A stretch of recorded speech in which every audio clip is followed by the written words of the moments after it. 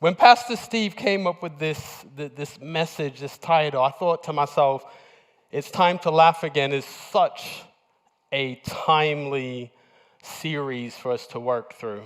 The last year has been crazy.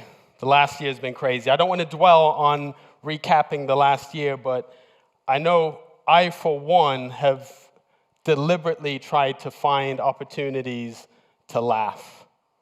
Because laughter is just this pure thing. Laughter is something you can't always even control your laughter. Have you ever laughed so hard that you cried? Like just laughed? My favorite laughs are those ones that are uncontrollable. And it usually starts with something that sometimes isn't even that funny. It could be something silly, something out of place, and then you just observe it. And if you have a wife like mine, Layla does this thing. She likes to point out things that you can comment on it first, that she can then make a comment. Oh, I can't believe you said that. But it's those things that you giggle, and you're somewhere that you're not supposed to be laughing, and then you giggle some more, and then you think about the giggling, you try not to giggle, and then you laugh even more, and it could, I've had those type of bouts where it's been a couple of minutes, and it's not a comfortable thing all the time, but it feels good after.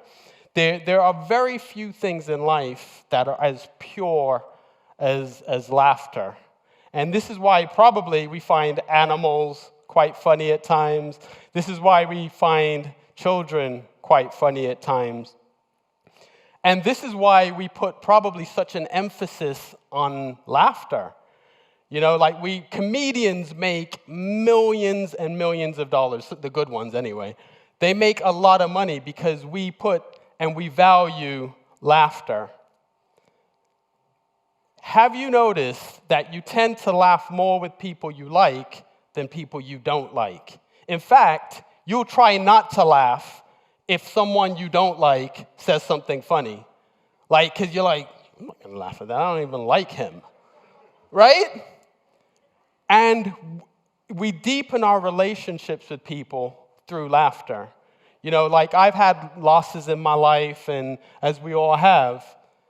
And sometimes the most tender moments that you think about that person are times that you laughed with them. Laughter is a very, very, it's like, I don't think as advanced as we become with technology, I don't think we'll even be able to create an artificial intelligence that can create a good joke, because there's just something that is very human about laughter. Studies show that one of the top 3 qualities that most people look for in a spouse is a good sense of humor. Some people are just naturally funny. Does anyone here know someone that's just naturally funny? They don't even have to try. They're just funny. I think of Dean. Anyone who knows Dean, anyone that comes to the men's meeting, I don't know Dean that well, but I know when I see Dean, I'm going to have jokes. And he's not even trying. He's just a funny, funny person. I want to be one of those type of people.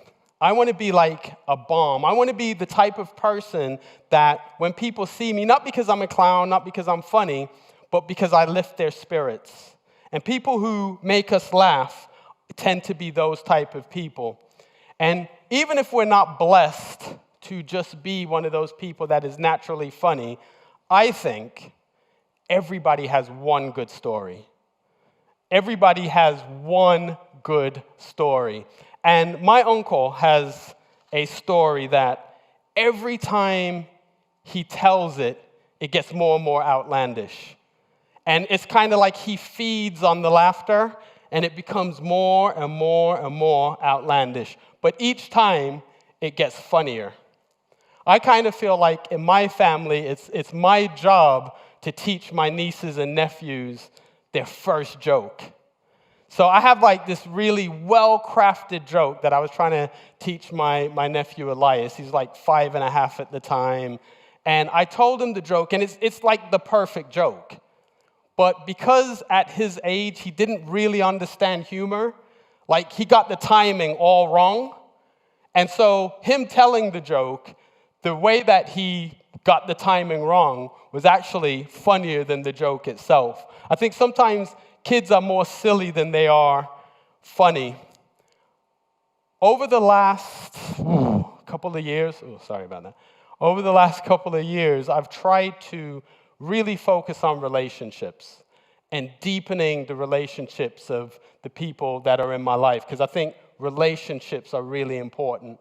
And I'm convinced that in the past year, with everything that was going on, if we as a church, we as individuals, and we as families and wives and husbands and brothers and sisters and nieces and nephews, if we had deeper relationships, a lot of the challenges that we faced, we'd have been able to navigate a lot easier.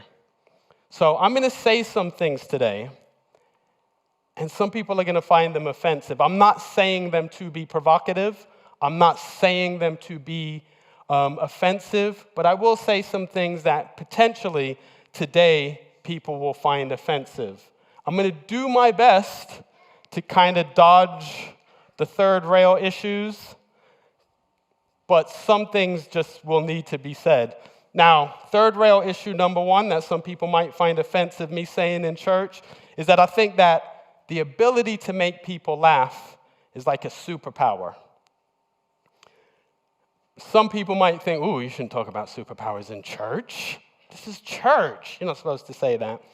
I'm going to tell you about my superpower later, but I won't tell you the full origin story. But I will say that people who can make people laugh are a joy to be around. Then there are those other people. Those people that are always offended. They're like professionally offended. There's always something wrong. You know these people. And if you don't, it's probably you. So some people, like every traffic light for them is red.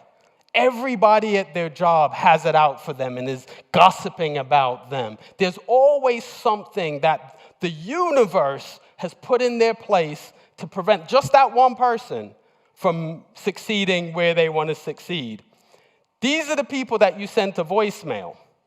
These are the people you see the phone ring and you see their name, you're like, but be careful, because I did that once. And what happened, it wasn't one of those people, but it was just someone I just didn't feel like talking to. And I was walking, like I'm in town and I see it. And I looked at the phone,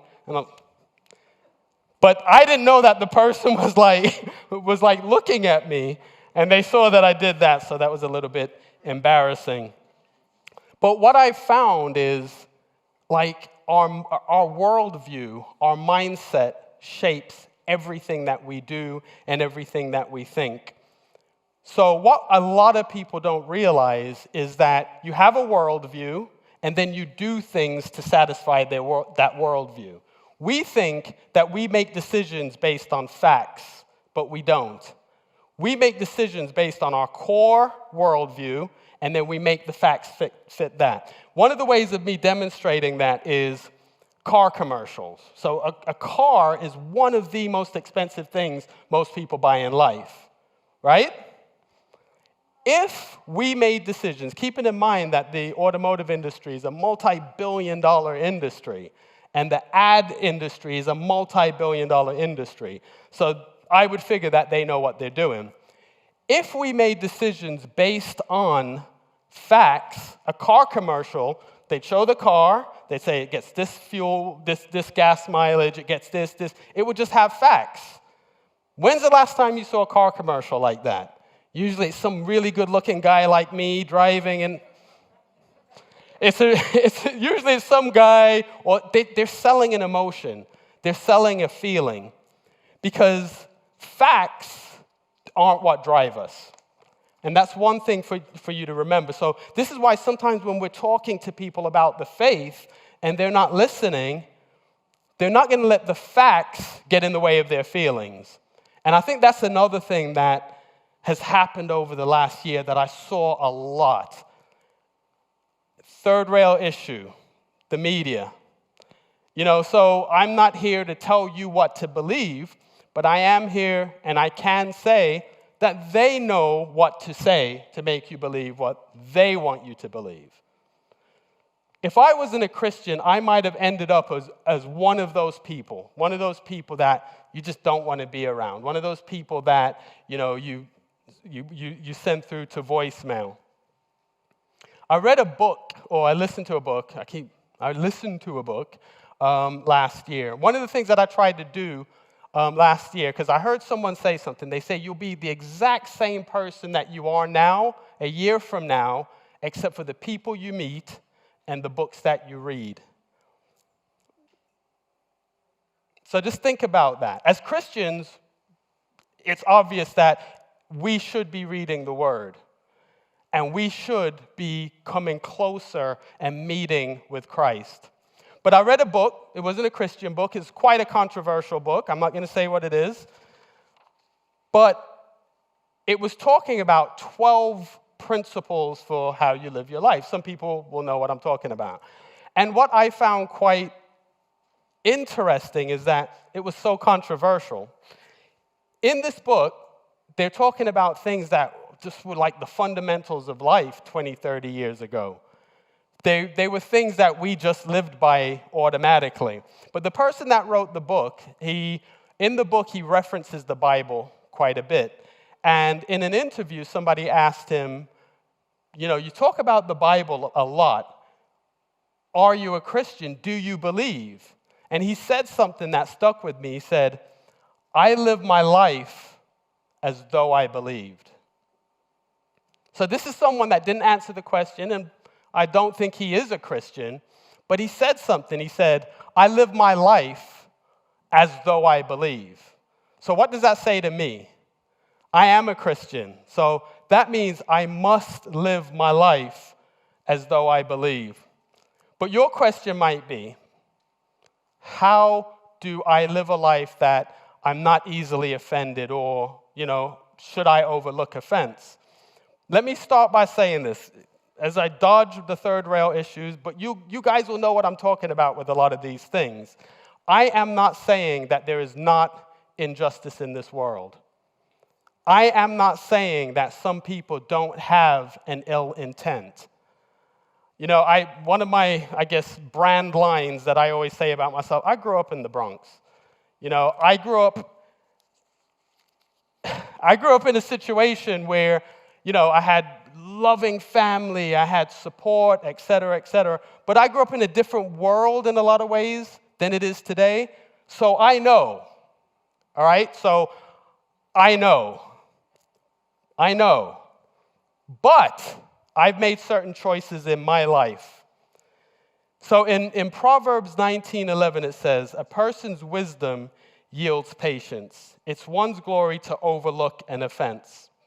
In the Amplified, it says, good sense and discretion make a man slow to anger, and it is his honor and glory to overlook a transgression or an offense. I'm going to say it again. I know that there is injustice in this world. I've experienced it. So, but if we flip that verse, it would say, a person's folly yields impatience. It's to one's shame to refuse to forgive. Forgiveness is graceful, revenge is disgraceful, and it's not godly. It's not godly. There's a lot of things that we can debate about the word, but I think we'd all agree that not forgiving is a sign of maybe a spiritual immaturity. So overlooking an offense can be hard, but it doesn't mean that we become the world's doormat. I'm not saying that we should always continually put ourselves in harm's way. Good sense makes us slow to anger, the NLT says. Sensible people control their temper. Patience, being slow to anger, and self-control are qualities that I want to display. I want to display that, and I can control whether or not I display that. Patience and self-control are part of the fruit of the Spirit as discussed in Galatians. Our response should always be reasonable, measured, and informed by the Holy Spirit. In Proverbs 17:9 in the Amplified, it says, "He who covers and forgives an offense seeks love. But he who repeats or gossips about a matter separates intimate friends." Proverbs 10:12 says, "Love covers all wrongs." So as I said, I know. So, overlooking an offense, it doesn't mean that it doesn't negate justice. It doesn't mean justice doesn't need to come about. It just means that we need to show self-control. There's two things that human beings are horrible at. Thing number one, telling the future. Thing number two, reading people's minds. We cannot read people's minds. We cannot tell the future. But in so many of our behaviors, in so many of our interactions with other people, we act like we can do both. So again, I'm not saying to continually put yourself in harm's way and allow people to misuse you, but allow the space for grace. Allow that person to be able to evolve, to be able to change, and don't hang on to that old person that they were. Sometimes people change. We don't know people's hearts, and we can't read the future, so we have to make the space for that. And if you think about it, quite often, because we think a certain way, we have misunderstandings. And if you also think about it, think about your favorite sitcom. Quite often, the whole plot of an episode is just about misunderstanding. Before getting married and since getting married, I've worked even harder to be a person that somebody else can be joined to, and I don't frustrate her to a point that she just is like, oh, whatever. So I've been looking at myself. I've been looking at things that I can do to make myself better, to be a better person. And as any man in here will tell you, and you can finish it, happy wife, happy life. Happy wife, happy life. So for me, that means being willing to say I'm sorry. That's what it means for me sometimes. Being willing to be the first one to say I'm sorry. It also means being willing to let the other person be wrong. Sometimes you just have to let people be wrong. Because keeping in mind being 100% right and being 100% wrong feel exactly the same way to you.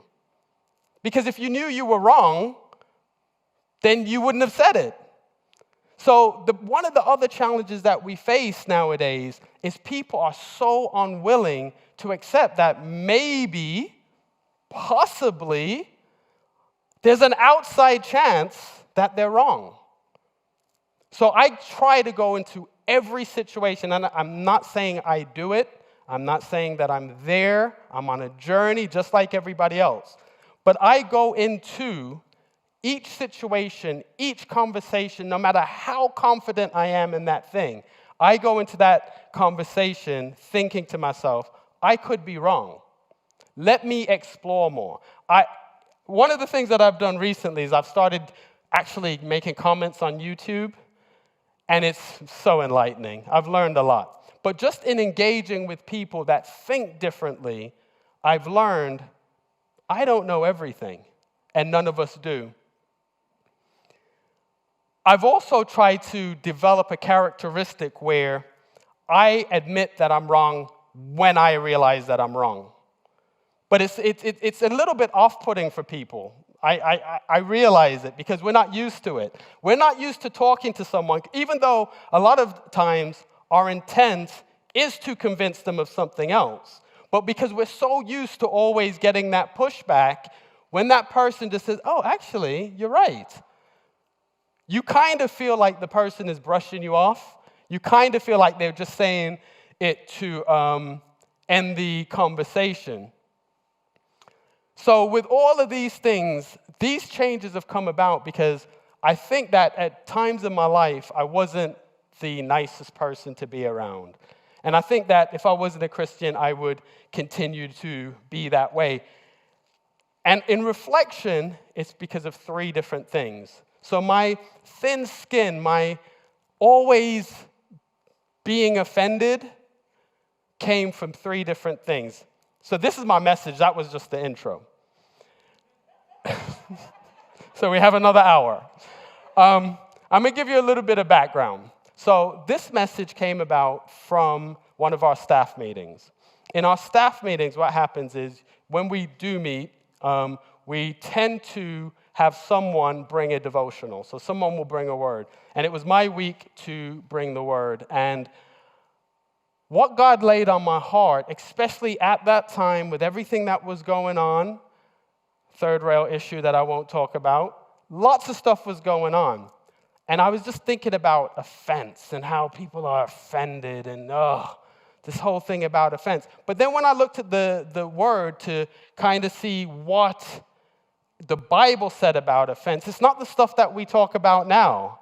Like the things that we now define as offensive, like I'm old enough to remember when my parents told me, sticks and stones will break your bones, but... Exactly. I'm going to say it again, though. I'm going to say it again.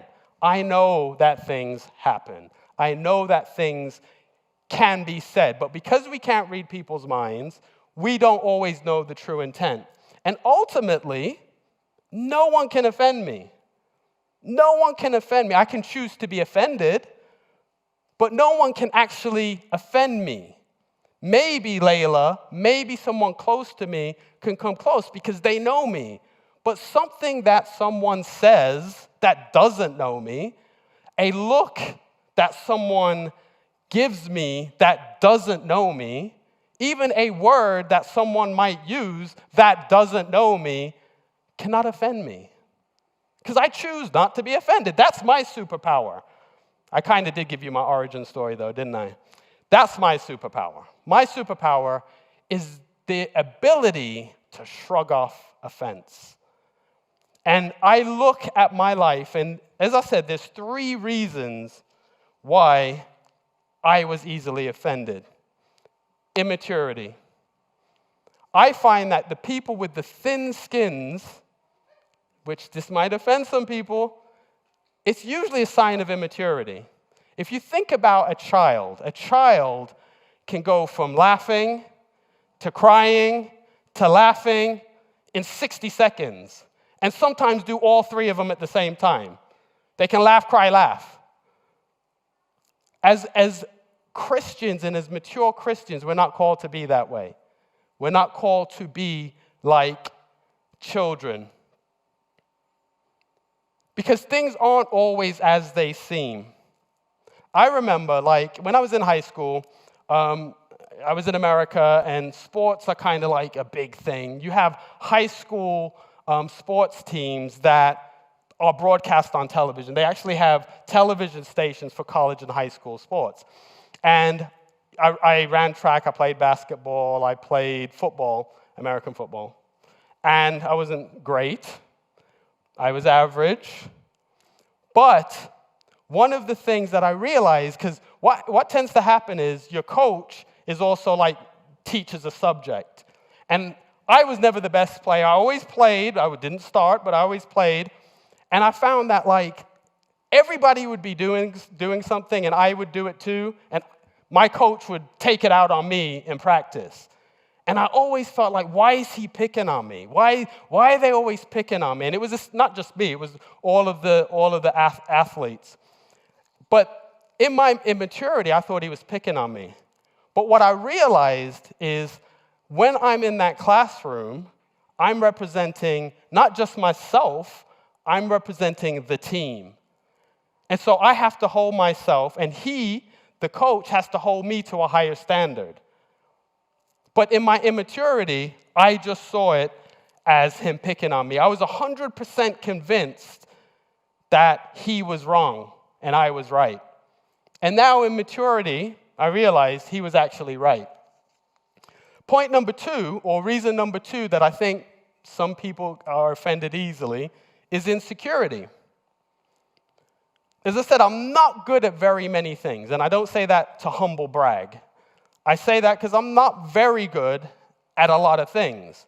But the few things that I'm good at, I would say I'm world class. And I would say that in front of people that are world class at it, I would still say I'm world class at those things. But some of the times in my life when I've been the most easily offended, is when I was insecure about things. So I came to London for a job. The way I got that job was by interviewing, obviously. But at the time, I was living in Birmingham, and I came for the interview in London. And because it was such a distance, I got here 3 hours early. When I got there, just that they would know that I was there, I kind of signed in. And I remember sitting downstairs, and this 6'3" man comes down the stairs, and he's like, "You're not supposed to be here. You're early." I was like, "Yeah." He didn't say it in a rude way, but he said, "You're not supposed to be here." I got the job, but for some reason, I always felt that he didn't like me. Always felt like he didn't like me. So anything that happened in a way other than the way that I felt that it should have happened, I was like, "See, that's because he doesn't like me." As things progressed, he ended up being the director for the group of branches that I managed. And we spoke one day, because he actually ended up becoming my mentor, and he said, "You know what, Ramord? I always remember you from your interview, because you were the first one there." So for all this time, I'd been carrying this offense that didn't even exist. Third rail issue. I could have said it was something else. Easily could have said it was something else, because some things didn't work out for me. But it wasn't that. I was 100% convinced that it was him and not me. I was 100% convinced that there was something else going on, and there wasn't. In fact, after we had this mentoring relationship, he gave me an opportunity that was an amazing opportunity.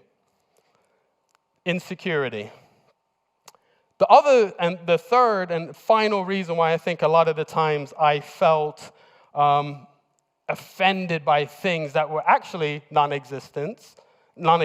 And again, I will say there are things that exist, because I know that there's some people that are listening right now who know what I'm really talking about, that because they don't agree with that worldview will say, "Well, you don't know." If this was my platform, maybe I would tell you some other things, but it's not my platform. I'm not here for me. I'm here to share what I know God has placed on my heart. Sorry. But I do know, but I choose not to be offended. The other reason why I was thin-skinned at times was just pure arrogance. Just pure arrogance. Because I find that some people are offended because they want to prove to you how much they know about a thing. So these are the people, as I said, it's like people that will tell you you should have been offended about something. Like, I never really understood that. I will tell someone a story about an event in my life, and they're like, "You should have been offended." I'm like, "But I wasn't, because I choose not to be offended." But they're offended that you're not offended about a story that happened to you. We know it's true.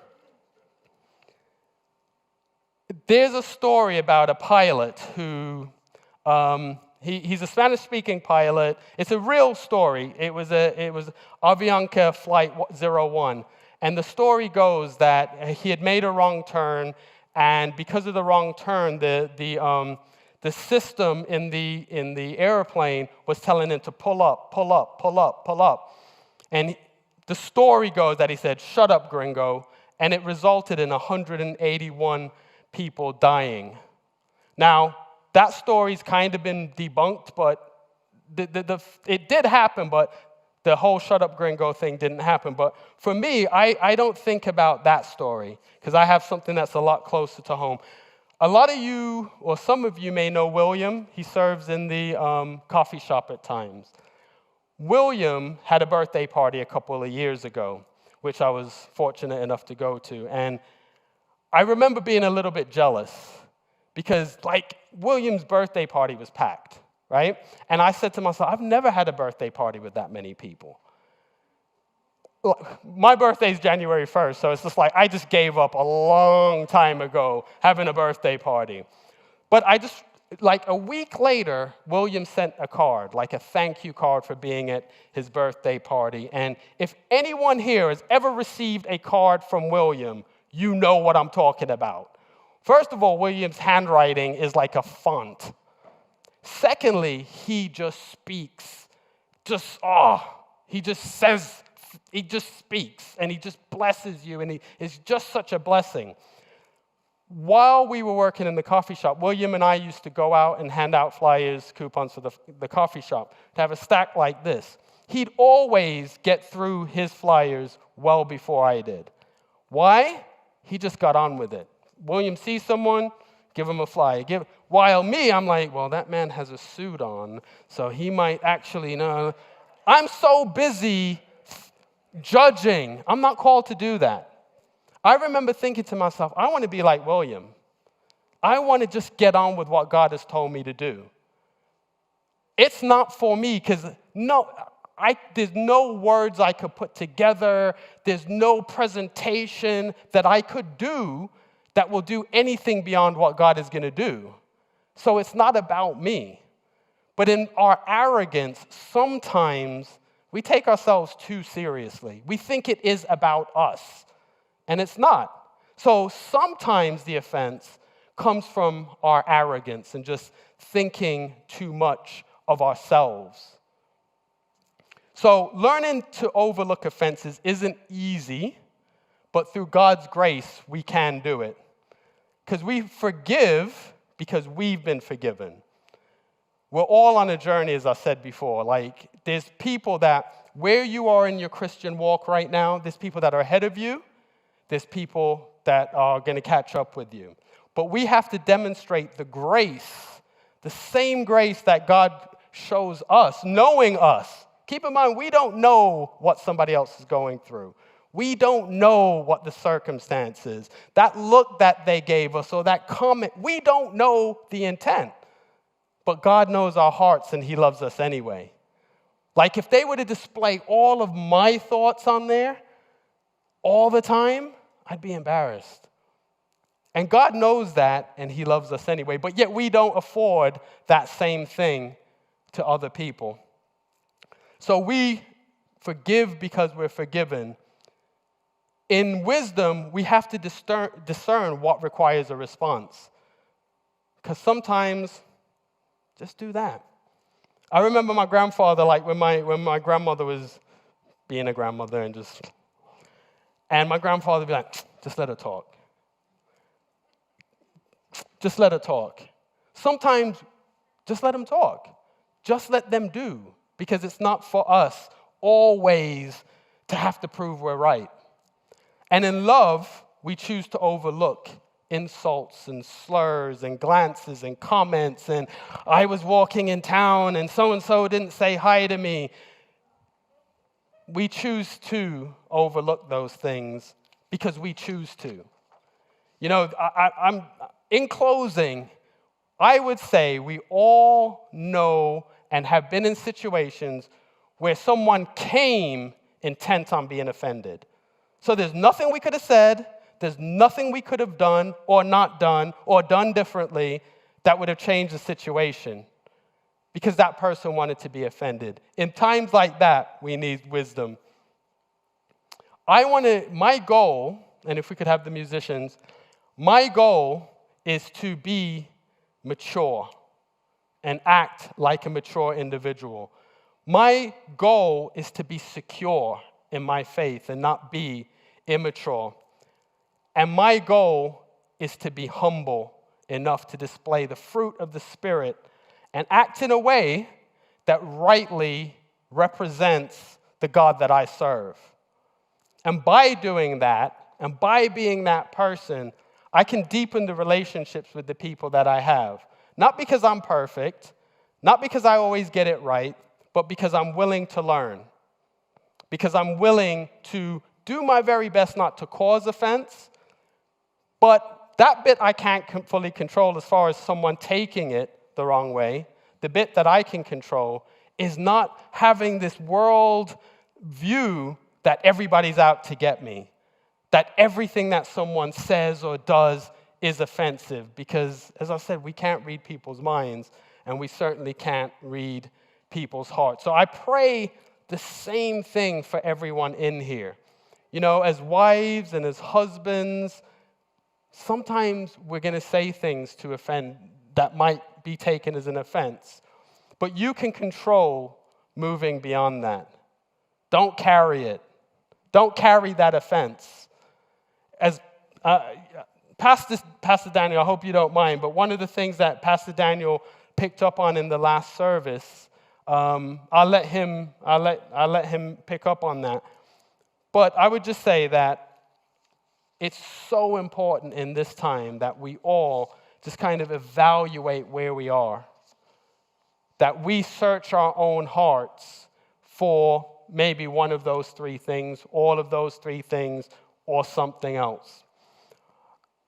I thank everyone for listening. I'm just going to pray. Heavenly Father, I just thank you for this opportunity to just come before your people and share this message that you've placed on my heart.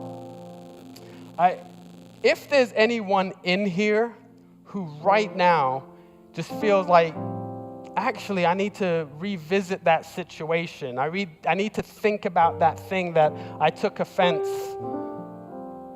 It may have been justified, but you need to move on. So I just pray that you will have that conversation and do whatever you need to do to make that right. I also just want to pray for people that maybe through arrogance, sometimes we get so knowledgeable about the word that we just we weaponize it. We weaponize the word. Instead of using it that it's a bomb. You know, it's supposed to be a bomb. It's supposed to be something that lifts people. But we use it as a weapon. I just pray that anyone that's in that situation, again, would just call unto God and do whatever they need to do to make that situation right. Because through those deepened relationships, we'll be able to laugh again. Thank you.